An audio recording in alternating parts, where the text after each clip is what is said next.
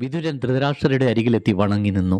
ചൂതുകളെക്കുറിച്ച് ശകുനിയും ദുര്യോധനനും പറഞ്ഞ വിവരങ്ങൾ ധൃതരാഷ്ട്രർ വിതുരനോട് പറഞ്ഞു കേൾപ്പിക്കുന്നു. എല്ലാം വിശദമായി കേട്ട വിതുരൻ ധൃതരാഷ്ട്രരോട് പറഞ്ഞു, രാജാവേ, ദുര്യോധനന്റെയും ശകുനിയുടെയും ചിന്തകൾ അപകടമാണ്. ചൂതുകളി നിമിത്തം കൗരവരും പാണ്ഡവരും തമ്മിൽ ശത്രുതയിലാകും. അതുനിമിത്തം വംശം തന്നെ നശിച്ചു പോയേക്കാം. അതുകൊണ്ട് അങ്ങ് മകനെ ഉപദേശിച്ച് ഈ ദുഷ്ചിന്തകളിൽ നിന്നും പിന്തിരിപ്പിക്കുകയാണ് വേണ്ടത്. അതാണ് എനിക്ക് അങ്ങയോട് ഈ അവസരത്തിൽ പറയുവാനുള്ളത്. വിതുരന്റെ ഈ വാക്കുകൾ കേട്ട് ധൃതരാഷ്ട്രർ ദുര്യോധനനെ ഉപദേശിക്കുവാൻ തീരുമാനിക്കുന്നു. അങ്ങനെ തന്റെ മകനെ അടുത്തേക്ക് വിളിച്ചു വരുത്തി ധൃതരാഷ്ട്രർ ഉപദേശിക്കുന്നു. ഉണ്ണി ദുര്യോധന, നീ യുധിഷ്ഠിരനോട് ദേഷ്യവും പകയും വെച്ച് പുലർത്തരുത്. പാണ്ഡവർ നിന്റെ സഹോദരങ്ങളല്ലേ മകനെ? രാജ്യം രണ്ടു കൂട്ടർക്കും തുല്യമായിട്ടല്ലേ ഞാൻ വീതിച്ചു തന്നത്? രാജ്യത്തിന്റെ നല്ല ഭാഗങ്ങളും ഹസ്തിനപുരിയുമെല്ലാം നിനക്കല്ലേ ഞാൻ തന്നത്? രാജസൂയം പോലുള്ള ഒരു മഹായാഗം നിനക്കും നടത്താമല്ലോ. അപ്പോൾ രാജാക്കന്മാരും നിനക്ക് വലിയ ഉപഹാരങ്ങൾ നൽകും. അസൂയയും വിദ്വേഷവുമൊക്കെ ജീവിതത്തിന്റെ നാശത്തിന് കാരണമാകും. മകനെ, അത് നീ ദയവ് ചെയ്ത് മനസ്സിലാക്കുക. ബുദ്ധിമാനും നീതിമാനുമായ വിതുരന്റെ ഉപദേശങ്ങൾ അനുസരിച്ച് നീ പ്രവർത്തിക്കുക. അപ്രകാരം ചെയ്താൽ എല്ലാവിധ ഐശ്വര്യങ്ങളും നിനക്ക് ലഭിക്കും. നമുക്ക് ചൂതുകളി വേണ്ട മോനെ. ധൃതരാഷ്ട്രർ ഇപ്രകാരം ദുര്യോധനനോട് പറഞ്ഞു നിർത്തുന്നു. പക്ഷെ ദുര്യോധനൻ അല്പം പോലും വഴങ്ങിയില്ല. അയാൾ ദേഷ്യത്തോടെ പൊട്ടിത്തെറിക്കുകയാണ് ഉണ്ടായത്. ദേഷ്യവും ദുഃഖവും ഉള്ളിലൊതുക്കി ദുര്യോധനൻ പറയുകയാണ്, നിങ്ങളെല്ലാം പാണ്ഡവ പക്ഷപാതികളാണ്. എനിക്ക് എത്ര അവഹേളനവും അപമാനവും സംഭവിച്ചാലും അച്ഛന് അതൊന്നും പ്രശ്നമല്ല അല്ലേ? ദുര്യോധനൻ തന്റെ പിതാവിനോട് ഇപ്രകാരം ദേഷ്യത്തോടെ ചോദിക്കുന്നു. പിതാവേ, അമ്മാവനായ ശകുനിയുടെ അടുത്തേക്ക് യുധിഷ്ഠിരനെ അങ്ങ് ചൂത് കളിക്കുവാൻ ക്ഷണിക്കുന്നില്ല എങ്കിൽ ഞാനിതാ രാജ്യം തന്നെ വിട്ടുപോകുവാൻ തീരുമാനിക്കുന്നു. അങ്ങയുടെ പ്രിയപ്പെട്ട പാണ്ഡവർ സന്തോഷത്തോടെ ജീവിക്കട്ടെ. സ്വന്തം പുത്രന്റെ സന്തോഷത്തെക്കാളും അങ്ങ് വില കൽപ്പിക്കുന്നത് പാണ്ഡവരുടെ സന്തോഷത്തിനാണല്ലേ? ഇങ്ങനെ അപമാനിതനായി ജീവിക്കുന്നതിലും ഭേദം മരണമാണ്. ഞാൻ അങ്ങനെ പോലും ചിന്തിച്ചു പോകുന്നു. ദുര്യോധനന്റെ നിരാശ നിറഞ്ഞ വാക്കുകൾ കേട്ട് പുത്രവത്സലനായ ധൃതരാഷ്ട്രർ ആകെ വിഷമത്തിലായി. ശകുനി അത് മുതലാക്കുകയും ചെയ്തു. ദുര്യോധനന്റെ അഭിപ്രായത്തെ പിന്തുണച്ചുകൊണ്ട് ധൃതരാഷ്ട്രരെ വീണ്ടും സമ്മർദ്ദത്തിലാക്കുന്നതിൽ ശകുനി വിജയിക്കുകയും ചെയ്തു. ഒടുവിൽ രാജാവ് വിതുരനെ വിളിച്ചു വരുത്തി ഇപ്രകാരം പറഞ്ഞു, വിതുര, ധർമ്മപുത്രരുടെ അടുത്തു പോയി അദ്ദേഹത്തെ കൂട്ടിക്കൊണ്ടുവരിക. വേണമെങ്കിൽ സുഹൃത്തുക്കൾ എന്ന നിലയിൽ ചൂത് കളിക്കുകയും ചെയ്യാം എന്ന് പാണ്ഡവരോട് പറയുക. രാജാവിന്റെ കൽപ്പന ലംഘിക്കുവാൻ കഴിയില്ലല്ലോ. വിതുരൻ അത് സമ്മതിച്ചു. എങ്കിലും ഈ വിഷയത്തിൽ തന്റെ പ്രതിഷേധം അദ്ദേഹം രാജാവിനെ അറിയിക്കുകയും ചെയ്തു. അങ്ങയുടെ കൽപ്പന ഞാൻ അനുസരിക്കുന്നു. എന്നാൽ അതിനെ ഞാൻ അഭിനന്ദിക്കുന്നില്ല. വംശത്തെയും രാജ്യത്തെയും നശിപ്പിക്കുവാൻ കാരണമാകുന്നതാണ് ഈ ചൂതുകളി. എല്ലാ ദുരന്തങ്ങൾക്കും ആരംഭം ഈ ചൂതുകളിയായിരിക്കും. അതുകൊണ്ട് വീണ്ടും ഞാൻ പറയുന്നു, ഈ ചൂതുകളി ഒഴിവാക്കുന്നതാണ് ഉചിതം. പക്ഷേ വിതുരന്റെ ഈ വാക്കുകൾ കേട്ട് ധൃതരാഷ്ട്രർ പറഞ്ഞു, യാതൊരാപത്തും സംഭവിക്കില്ല. ഈശ്വരന്റെ ആഗ്രഹമനുസരിച്ചാണ് എല്ലാം നടക്കുന്നത്. ഈശ്വര കൃപയുണ്ടെങ്കിൽ എല്ലാം മംഗളമായി കലാശിക്കും. വേഗം പോയി യുധിഷ്ഠിരനെ കൂട്ടിക്കൊണ്ടുവന്നാലും.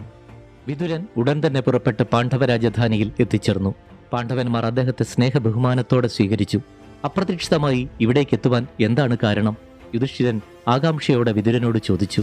ദുര്യോധനന്റെ ആഗ്രഹമനുസരിച്ച് നിങ്ങളെ കൂട്ടിക്കൊണ്ടുവരുവാൻ ധൃതരാഷ്ട്രർ എന്നെ അയച്ചിരിക്കുകയാണ്.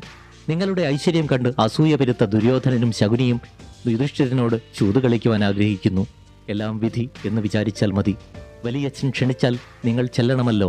അതുകൊണ്ട് നിങ്ങൾ എന്റെയൊപ്പം വന്നാലും. വിതുരന്റെ ഈ വാക്കുകൾ കേട്ട് യുധിഷ്ഠിരൻ ചോദിച്ചു, വലിയച്ഛൻ എന്താണ് പറഞ്ഞിരിക്കുന്നത്? ഈ ചൂതുകളിക്ക് അദ്ദേഹം സമ്മതിച്ചോ?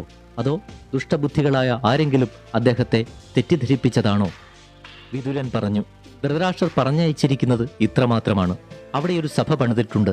ഇവിടെയുള്ള മായാസഭയ്ക്ക് തുല്യമാണത്. അത് വന്ന് കാണുക.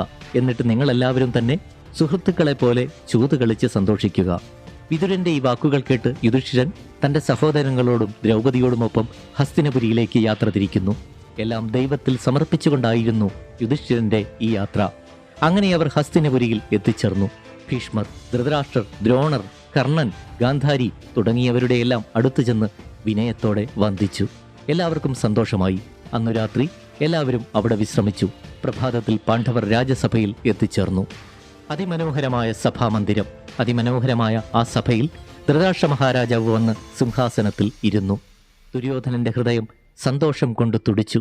അല്പസമയത്തിനുള്ളിൽ ചൂതുകളിയിൽ പാണ്ഡവർ പരാജയപ്പെട്ട് അവരുടെ രാജ്യവും സ്വത്തുക്കളുമെല്ലാം തനിക്ക് സ്വന്തമാകുന്നത് ദുര്യോധനൻ സ്വപ്നം കാണുകയാണ്.